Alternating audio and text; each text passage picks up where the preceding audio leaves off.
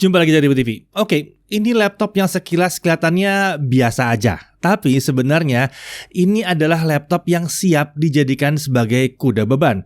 Yoga, artinya ini adalah seri premium dari Lenovo. Slim, artinya ini adalah versi tipis non-convertible yang umumnya emang lebih tough ya. Selain itu, adanya logo Evo itu berarti dia sudah memenuhi sertifikasi dari Intel yang tertinggi untuk laptop tipe yang tipis dan ringan. Bukan laptop gaming, laptop yang tipis dan ringan. Seperti misalnya baterainya harus irit, harus punya Thunderbolt, bisa bangun dari sleep kurang dari 1 detik, dan berbagai macam fitur-fitur yang jadi syarat mutlak Evo lainnya. Yuk, kita langsung aja review laptop yang menarik satu ini. Lenovo Yoga Slim 7i ya. Ada beberapa jenis Yoga Slim 7i yang ada di pasaran. Kali ini kita akan mereview versi paling murahnya yang menggunakan Intel Core i5 11 Gen. Untuk saat ini pakai 11 Gen ya. Harganya masih di bawah 15 juta loh. Dan tentunya karena ini adalah laptop kelas premium dari Lenovo, garansinya juga udah yang paling lengkap termasuk accidental damage protection dan premium care sampai dengan 3 tahun. Kita langsung masuk ke spek dasarnya aja ya. Dia pakai prosesor Intel Core i5 1135G7. Sesuai dengan syarat Evo, dia harus pakai Intel Core i5 atau i7 yang seri baru. Ini Tiger Lake ya, 10 nanometer, Superfin 4 core, 8 thread, TDP 12-28 watt, base clock 2,4 GHz dengan maksimum boost clock di 4,2 GHz, dan dia punya 8 MB Intel Smart Cache. Untuk IGP-nya dia pakai Intel Xe Graphics dengan 80 execution unit. Ini udah mendukung Intel QuickSync Video yang mampu memberikan akselerasi hardware pada kegiatan content creation ataupun content consumption, dan dia juga sudah punya akselerasi hardware untuk codec AV1, jadi dia future proof banget. Untuk RAM 8GB DDR4 3200 MHz dual channel, ini on board, nggak bisa di-upgrade sayangnya. Tapi masih dalam syarat Evo ya, dia membutuhkan minimal 8GB RAM dan harus dual channel, wajib dual channel supaya kencang. Untuk SSD 512GB SSD PCIe NVMe, dan yang menarik adalah ini Gen 4. Sesuai dengan syarat Evo, paling nggak SSD-nya harus 256GB dan harus NVMe PCIe, harus. Sayangnya memang hanya ada satu slot SSD M.2 di sini, jadi nggak bisa ditambah lagi. Kalau mau ditambah harus ganti. Untuk wireless connectivity dia pakai Intel Wi-Fi 6 AX201 ya, Wi-Fi 6, Wi-Fi AX, sudah support gigabit Wi-Fi, multi-user MIMO, dan Bluetooth versi 5.2. Lagi-lagi, kedua fitur ini adalah syaratnya Evo. OS dia pakai Windows 11 Home, ini tergolong baru ya, jadi kita nggak perlu repot-repot download dan upgrade dari Windows 10 lagi. Nah, untuk body, form factor-nya clamshell standar ya, materialnya full aluminium. Nah, yang namanya juga premium, full aluminium dengan surface yang di treatment anodizing dan sandblasting di sini. Untuk warna ini yang kita tes ini yang dark moss, dia agak keijo-ijoan, walaupun gelap sekilas kayak hitam atau abu-abu, tapi ini keijo-ijoan. Ada dua warna lain yaitu orchid dan slate gray. Desainnya memang khas Lenovo Yoga Slim, simple minimalis ya, dengan logo Yoga di pojok kiri atas laptop dan Lenovo di pojok kanan bawah di belakang layar. Bagi kami, desain yang simple itu memberikan kesan yang profesional dan stylish. Untuk dimensi, panjangnya 32 cm, lebar 20,8 cm, dan ketebalan hanya 1,49 cm. Bobot laptopnya ini hanya 1,29 kg dengan charger bawaan di 230 gram. Ini adalah charger 65 watt dengan konektor USB Type-C, jadi bisa dipakai buat smartphone juga kalau mau ya. Total bobot untuk membawa charger dan laptopnya adalah di kisaran 1,52 kg, sekitar 1,5 kg, masih ringan di sini. Untuk display ini adalah ukurannya 14 inci, resolusinya Full HD. Ini adalah panel IPS. Diklaim bahwa color gamutnya 100% sRGB dengan kecerahan 300 nits. Pengujian kami menunjukkan bahwa gamut coveragenya ada di 99,6% sRGB dan gamut volumenya ada di 109,9% sRGB. Ya, mantap. Dan peak brightness-nya ada di 376 nits. Oke, sesuai dengan janji, bahkan sedikit melampaui janji. Refresh rate-nya 60 Hz. Lapisannya anti-glare atau matte ya, membuat nyaman karena nggak banyak pantulan-pantulan pada saat kita mau ngetik di ruangan yang banyak lampu mungkin, atau ada jendela di belakang gitu ya. Bingkai layarnya juga cukup tipis di keempat sisinya. Ini adalah syaratnya Evo lagi ya. Engsel layarnya juga bisa dibuka hingga 180 derajat seperti kebanyakan laptop profesional dari Lenovo lainnya. Terdapat kamera 720p 30 fps di bagian layar yang mendukung infrared dan mendukung Windows Hello. Ini membuat login ke Windows jadi lebih mudah dan nyaman dan tetap aman tentunya. Oh ya, salah satu syarat Evo adalah ada security yang secara biometrik. Nah, jadi sudah terpenuhi di sini ya. Nah, untuk audio dia menggunakan Dolby Atmos stereo speaker, 2x2 watt speaker di kanan kiri keyboard dan menghadap ke atas. Ini sama seperti Yoga Slim sebelumnya ya. Preset audionya bisa diubah melalui software Lenovo Vantage maupun Dolby Atmos speaker system. Kualitas suaranya emang belum sehebat yang bisa ditawarkan di laptop gaming berukuran tebal. Kalau ukuran tebal masih ya lebih unggul ya. Tapi untuk laptop tipis ini udah mantap banget. Dan layaklah dia jadi laptop speaker sebuah laptop kelas premium. Nah, untuk konektor di kiri ada satu Thunderbolt, ini default charging port, dan dia mendukung data transfer hingga USB 4 40 Gbps dan power delivery 3.0. Dia juga mendukung display output dengan protokol DisplayPort. Penggunaan perangkat tambahan juga bisa didukung di sini seperti external GPU dan external storage. Lalu kemudian ada juga satu HDMI 1.4b dan ada satu Thunderbolt 4. Ya, ini dukungannya sama dengan konektor yang sebelumnya ya. Lalu ada satu audio jack combo 3,5 mm. Di sisi kanan ada satu micro SD card reader, ada satu USB 3.2 Gen 1 yang 10 Gbps, satu USB 3.2 Gen 1 10 Gbps yang mendukung fitur Always On. Untuk keyboard ini secara keseluruhan memiliki desain yang sama seperti seri-seri pendahulunya ya. Sangat nyaman untuk ngetik. Backlightnya warna putih dengan 2 tingkat kecerahan dan bisa diatur dengan tombol function plus spacebar. Terdapat mode auto di mana lampu backlight akan menyala secara otomatis kalau ruangannya gelap. Untuk touchpad ini lagi-lagi nyaman karena dia center to spacebar. Jadi ngetik itu enak di situ ya. Ukuran touchpad tergolong besar kalau dibandingkan dengan ukuran laptopnya sendiri, jadi terasa leluasa saat digunakan. Dan tentunya dia sudah mendukung Windows Precision Driver. Untuk sistem keamanan kita udah bahas tadi ya, ada infrared kamera dan itu udah untuk keamanan biometrik juga. Sistem pendingin ada 2 fan dan 2 heat pipe, intake dari bawah, exhaust ke arah belakang. Nah, kita langsung ke pengujian performance-nya ya. Seperti laptop Lenovo lain yang si Yoga Slim 7 ini juga punya 3 mode performance ya. Ada extreme performance, ada intelligent cooling dan ada battery saving. Mode tersebut bisa dirubah dengan function plus huruf Q. Konsistensi performanya kita lihat dulu ya pakai Cinebench R15. Di mode intelligent cooling, skor maksimum yang didapatkan adalah sekitar 732 poin. Dan ini masih bisa didorong lebih tinggi lagi ke 947 poin di extreme performance. Sedangkan untuk sustain performance di mode intelligent cooling ini berada di kisaran 600 poin, di mode extreme performance di kisaran 800 poin. Ini bukan skor Core i5 1135 G7 yang paling tinggi yang pernah kami temui, tapi tergolong cukup oke untuk sebuah laptop yang tipis seperti ini. Oke, untuk suhu kerja seperti apa? Nah, di mode intelligent cooling kita lihat bahwa pada saat digenjot dia sempat spiking sebentar ke 92 derajat Celcius di run pertama. Tapi kemudian dia turun dan stabil di 57 sampai 62 derajat Celcius. Ya, colokan dikit lah di awal ya. Lalu di mode extreme performance suhu selalu spike ke kisaran 90 sampai 93 derajat Celcius di awal tiap kali pengujian dimulai. Lalu turun ke kisaran 74 sampai 86 derajat Celcius. Jadi ini tergolong aman sebenarnya. Oke, kalau kita pakai baterai seperti apa? Skor sustainnya itu dari kisaran 800-an poin, jadi dia mirip sama seperti pada saat kita colok ke charger di mode extreme performance ya. Nah, sesuai dengan syarat Intel Evo nih, bahwa colok ke charger atau dicabut dari chargernya harus mirip-mirip performance-nya. Oke, kita lanjut ke Blender 3.01. Agak aneh ya. Sebenarnya laptop ini bukan ditujukan untuk pekerjaan seberat ini ya, untuk 3D rendering ya. Tapi karena dia laptop Evo ya, jadi dia punya Thunderbolt 4 yang dapat dihubungkan ke eksternal GPU. Jadi kita tes aja, kenapa enggak? Ini adalah BMW render model, render outputnya 1920x1080, render scale-nya ada di 50%. Hasilnya kalau kita pakai CPU doang, ini semua selesai dalam waktu 7 menit 48 detik. Oh, ini tidak nyaman. Tapi kalau kita pakai eksternal GPU dengan RTX 2080 Super dan kita pakai rendernya dengan CUDA, semua selesai dalam waktu 24 detik aja. Kenceng. Ya itulah gunanya pakai Thunderbolt. Jadi upgradability-nya tuh ada. Nah, pada saat rendering dengan GPU eksternal, kita lihat bahwa suhu CPU ada di kisaran 50-55 derajat Celcius. Jadi cenderung aman banget. Oke, kita pindah ke Adobe Premiere Pro sisi 2022 untuk edit-edit video ya. Kalau kita jalankan 4K render test yang pakai 4K 60 ke 4K 60 fps lagi ya. Kalau pakai software only, sebuah video 2 menit 7 detik itu selesai dalam waktu 22 menit 21 detik. Kurang pas di sini ya. Kalau kita pakai OpenCL tanpa eksternal GPU, selesai dalam waktu 13 menit 39 detik. Lagi-lagi kurang pas di sini. Nah, kalau kita pakai RTX 2080 Super di eksternal GPU, ini semua selesai dalam waktu 3 menit 31 detik. Nah, baru masuk di akal.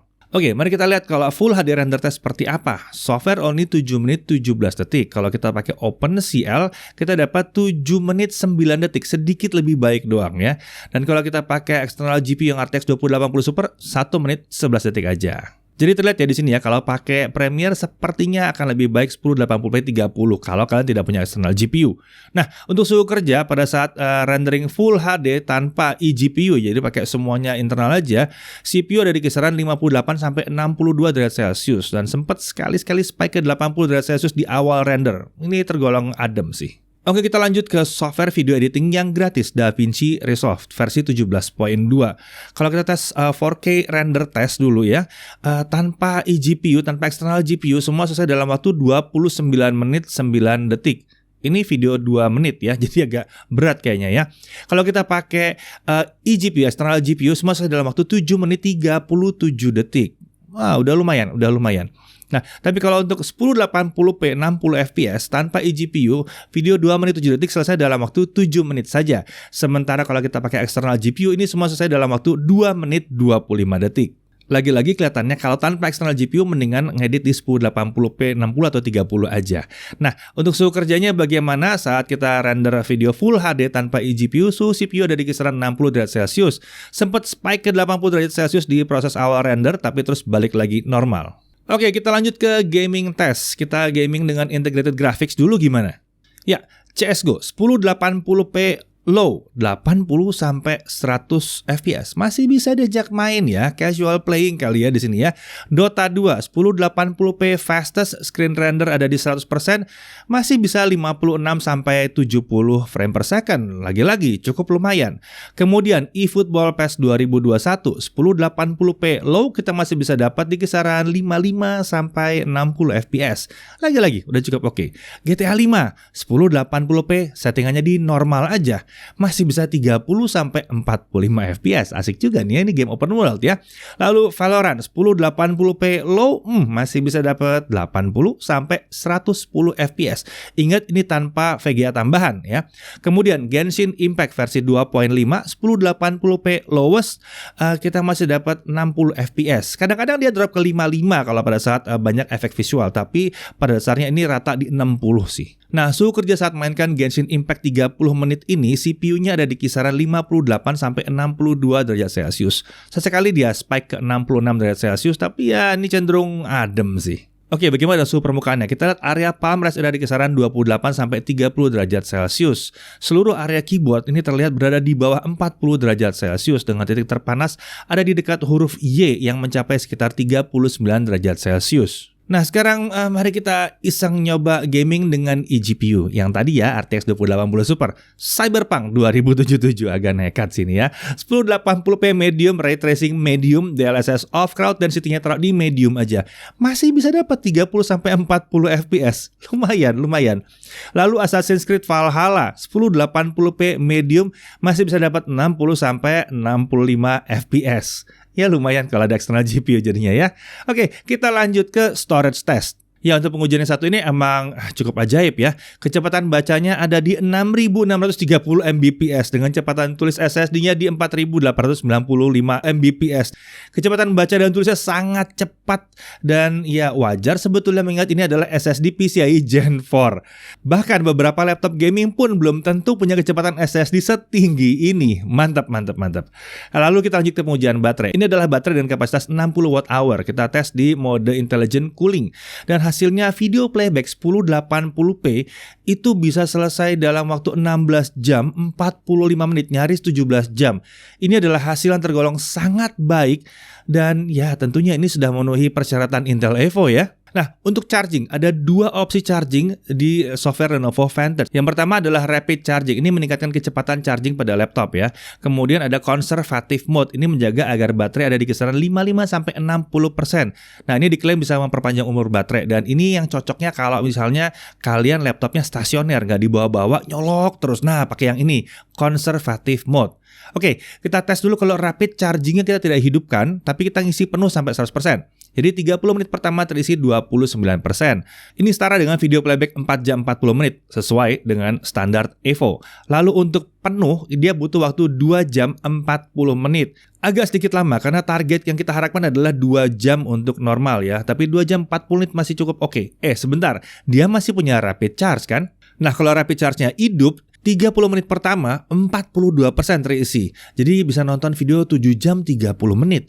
Lalu untuk ngisi penuh dia hanya butuh waktu 1 jam 45 menit. Nah, ini jauh lebih cepat ya kalau kita pakai rapid charge, dan ini berarti dia lebih cepat daripada target yang kita harapkan. Nah, baik saat rapid charge dimatikan maupun dinyalakan, sebetulnya kedua mode tersebut sudah memenuhi persyaratan dari sertifikasi Intel Evo. Jadi ya fine-fine aja. Oke, kita masuk ke harga dan paket penjualan. Jadi meskipun laptop ini adalah laptop kelas premium dengan standar Evo, tapi ingat harganya masih di bawah 15 juta atau tepatnya 13.999.000 untuk yang garansi premium care dan ADP-nya 2 tahun. Lalu 14.199.000 untuk yang garansi premium care 3 tahun dan ADP-nya 2 tahun. Buat kalian yang memakai untuk jangka panjang yang 3 tahun akan lebih menarik ya, beda cuma 200.000. Dan ada potongan harga. Setiap pembelian Lenovo Yoga Slim 7i ini, pembeli berhak menerima saldo GoPay sebesar 1.250.000 selama persediaan GoPay-nya masih ada. Dan juga pembeli berhak untuk mengikuti undian berhadiah khusus dari Lenovo yang hasilnya akan diumumkan pada bulan April 2022 mendatang. Ingat bahwa periode promo yang tadi itu hanya berlaku dari 1 sampai 13 Maret 2022. Nah, paket penjualan si Lenovo Slim 7i ini sudah mencakup Windows 11 Home tentunya, ada Microsoft Office Home and Student 2021 yang baru yang hidup terus selamanya, dan tentunya ada sleeve-nya ya. Nah, oke, tadi kan dibilang ada garansi ADP atau Accidental Damage Protection. Nah, ADP ini menawarkan proteksi terhadap kelalaian pengguna di luar garansi utama seperti ketumpahan cairan, jatuh dari meja, keretakan di panel LCD, keyboard mati, korsleting, jatuh nggak sengaja. Ini ditanggung 100%. Ini bisa diklaim berkali-kali tapi selama bukan di part yang sama. Part yang sama maksimum hanya 2 kali. Oke, kita masuk ke hal yang perlu diperhatikan. Pertama-tama, kapasitas RAM hanya 8GB dan tidak bisa di-upgrade. Ya, meskipun udah cukup untuk macam-macam pekerjaan, tapi rasanya 8GB agak ngepas memang ya. Ya, kalau memang kalian tidak pakai ini buat ngedit video yang gila-gilaan, 1080p 30 aja, harusnya ini masih cukup. Lagi pula lumayan kencang karena dia udah dual channel. Kemudian untuk kelas harganya mungkin ini bukan yang paling ringan, bukan.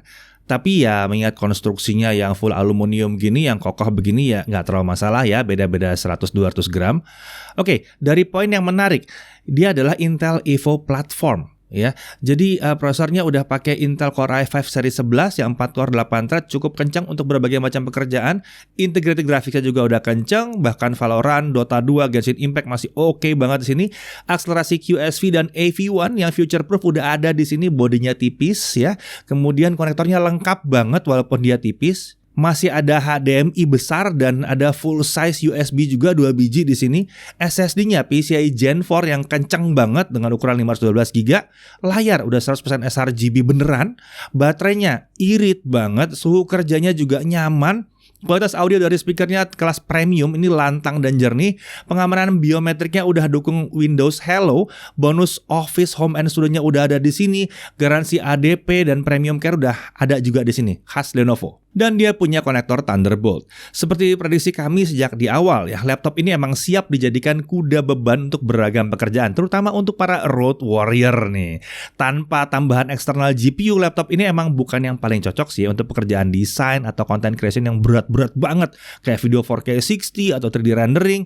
Dan dia juga bukan untuk gaming kelas e-sport atau AAA, karena memang nggak dirancang untuk itu.